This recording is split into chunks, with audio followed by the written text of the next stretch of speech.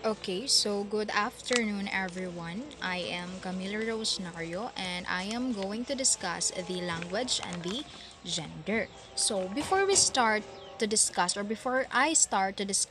language and the gender, I am going to discuss first what is the language and what is gender. So, language, it is a tool of communication. So, language, it also refers to the system of communication used by humans. So, ang language is, mao ni siya ang ginagamit nato and everyday life nato nga. Every time ta mag-communicate, kaning words nga mga ginatalk nato or ginastorya nato, nga mugawas sa ato ang mouth is mao na siya ang language. And every time nga naay language nga mugawas sa ato ang mouth, mo na siya ang ginatawag nga communication. So ang kani siyang language is mo na siya kibali ang mga way nato nga sa pag-convey sa ato ang mga ideas, sa atong mga thoughts o sa atong emotions nga ato ang ma-feel sa isa ka communication. So, gender is a range of characteristics used to distinguish between males and females, particularly in the cases of men and women and the masculine and feminine attributes assigned to them. So, gender, it also refers to the social and cultural roles, behaviors, and attributes that a particular society considers appropriate for individuals based on their perceived or assigned sex. So, ang gender no is mo na siya kibali ang kung unsa ta nga pagkatao. For example, ang isa ka tao is a woman pero masculine siya kibali magliho. So mo na siyang gender nga kanang mao na siyang gender nga iyang ginadala ang pagiging masculine something. And then ang kaning gender is kuan siya, mao na siya ang ginakuan nga between siya sa males and the females. So ang kanang males ug females mo na siya ang ginatawag nga gender sa isa ka tao.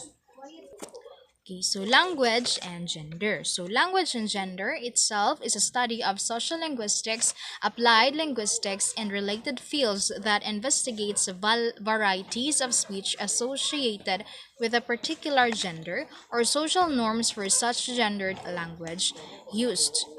Language and gender, it is an interdisciplinary field of research that studies varieties of speech in terms of gender, gender relations, and gendered practices. So, ang language and gender, no, mao na siya kibali ang giunsa sa males and females pag use ang isa ka language. Kung ginaunsa nila bitaw pag-convey sa mga language nga ilahang sa ilahang kaning sa mga language nga ilahang na-learn, kung ginaunsa nila na pag-talk or ginaunsa nila paggamit na nga language differently.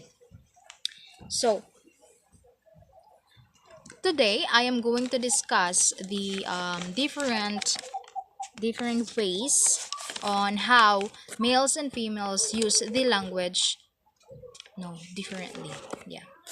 So, language and gender consist na siya 7 ka something parts sa language and gender, which is the minimal response, the question, turn taking, changing the topic of conversation, self-disclosure, verbal aggressions, and politeness. So number one is the minimal response. So minimal response is one of the ways in which the communicative behavior of men and women differ. So ang minimal response is mo na siya kibali ang mga response na ginagamit sa men and women, no? Pero nagadepende po na sa men and women ang paggamit nila sa isa ka response. So ang kadalasang ginagamit nila is ang response nga and yeah.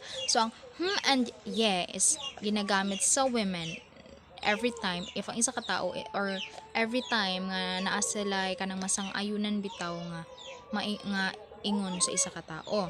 While ang men is mas less nila ginagamit ang and yeah kaysa sa women. Kay ang women ginagamit nila ang and yeah nagadepend pod sa ilang mood, di ba? While ang men is kanang medyo mo ang men, kanang murag depende sa men if ang men is naa pa siya mas taas pa siya nga response ana nga butang.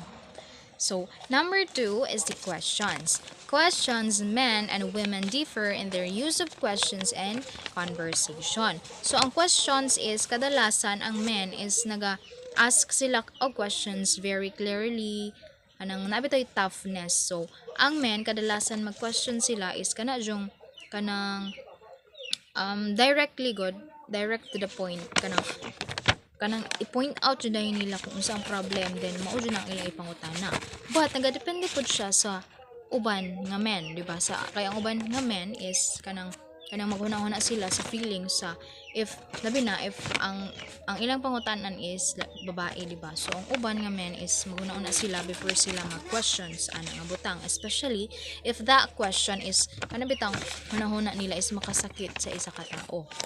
While ang women pod is very different pod siya sa men mag-question, because kadalasan sa women is kanang dili nila i-point out dayon kung unsa ang ilang gusto ipangutana. Kanang daghan pa sila og pangutana before nila iingon ang uban nga pangutana, or ang original nga gusto nila mahibal-an, no? Ana nga pangutana, di ba? So ang women is nabuhat nila ni nga mga pag-questions. It's because kanang mahadlok sila sa direct nga tubag, di ba? Usually direct nga tubag man siya. Pero ang uban nga men mampot or women is kanang ang uban nga women is kanang ano pod baya sila, kanang direct bitaw sila, especially if masuko na jud, di ba? Ana walang men pod napoy uban nga men is kanang dili sila direct to the point mag-question, because kanang napoy uban nga men murag women nga pasikot-sikot pa pod ang ilahang paggamit sa questions. Ikatulo is the turn-taking. Turn-taking gives rises to complex forms of interaction in relation to the more regimented form of turn-taking. So, female linguist behavior characteristically encompasses a desire to take turns in conversation with others, which is opposed to men's tendency towards centering on their own point or remaining silent when presented with such implicit offers of conversational turn-taking as are provided by hedges such as and isn't it. So, sa turn-taking is kadalasan ang turn-taking. So, ang nakabutang dere is kadalasan ang women is very open sila mag-turn-taking, especially kanang na-communication, no, diba? For example, sa debate. So, sa debate is ang women is more open bitaw sila makipag kanang maminaw sa side, no? Kanang maminaw sa side sa uban, no? Kanang if nailain nga ideas nga, no, is mas gusto sila anang mas maminaw pa bitaw sila kanang basta kanang open sila mag-create or open sila mag-use og more creative and supportive nga pag-turn taking nga mga strategies. While ang men is kanang mas nakabutang diri is taking longer turns. So ang men is kanang murag lisod bitaw sila mag-take og turns, no? Kanang kadalasan pod bitaw, for example sa debate is kadalasan ang mga men ang mas mag-interrupt sa isa ka communication. Ana. So, number 4 is a changing the topic of conversation. So, diri sa women. Okay, so changing the topic of conversation. So that this difference may well be at the root of conception that women chatter and talk too much and may still spark the same thinking in some males. In this way, lowered estimation of women may rise. So, women's topic, o kung changing of the topic, kadalasan ang topic sa women is about gossip, men, shopping, child rearing, or personal relationship. So, ang women is kadalasan bitaw sila kanang, for example, is if mag topic sila is mas dali pa bitaw sa ila i-change ang isa ka topic or i-change ang isa ka topic every time kanang daghan mo gud og topic ang men, daghan sila og kay bali ang ang women pod is kadalasan pod sila is more on kanang talkative ina. While ang men's topic is more firm siya.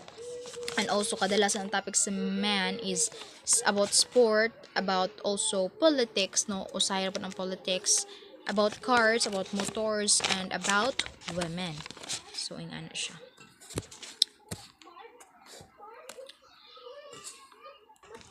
Number 5 is the self-disclosure. So, it is the process was originally defined as telling others about the self. So, ang self-disclosure is mo ni siya ang mga women is mas gusto bitaw nila i-share ilang problems and experiences sa uban, di ba? In order kanang makadawat bitaw sila og kaluoy and ma-feel nila nga kanang naay nag-care sa ilaha. No? Usually ang kanipod ang women pod is more like kanang mas maka sense pod sila if that person is not a problem, no, especially if that person is close bitaw sa ila or ilang friends, family, or ilahang in a relationship na person ng anak. Walang men is more on kanang mas self-disclosure, no, non-self-disclosure sila, kanang mas gusto nila itago ang mga challenges, mga problems nila on their own, and kadalasan po ng men is mas prefer nila solve ilahang problems by themselves ing ana. Number 6 is the verbal aggression. So ang verbal aggression is man siya ang mga kanang mga words bitaw kanang makasakit na kaugtao ba ing ana. So ang women engage in cross or angry talk, which is typically characterized by vituperative and brazen displays of insults and shouting. Okay, so verbal aggression, no, is ang women mas mas dali bitaw sila masuko. That is why mas prone sila sa verbal aggression or kanang makasakit sila og sulti, di ba?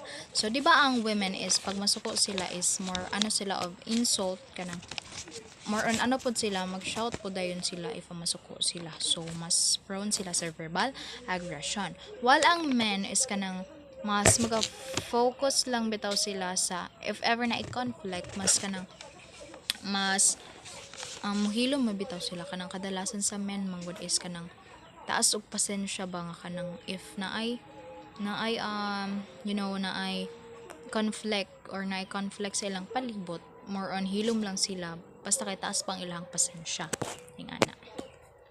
Number 7 is the politeness.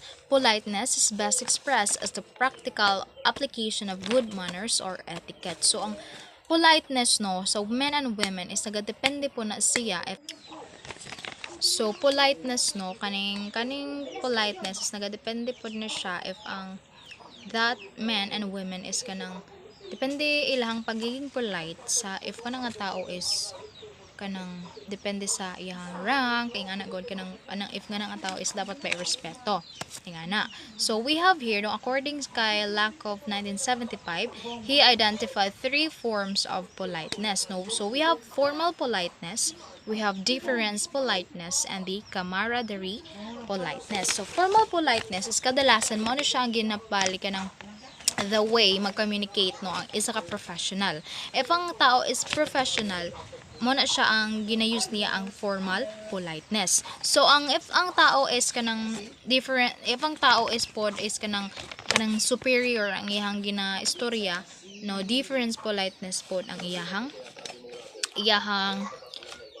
ginayus nga politeness, because nagadepende man pud siya kun if nagadepende siya sa tao ba, no, ginatawag siya nga difference politeness because nagadepende siya sa isa ka tao or nagadepende siya sa rank sa isa ka tao.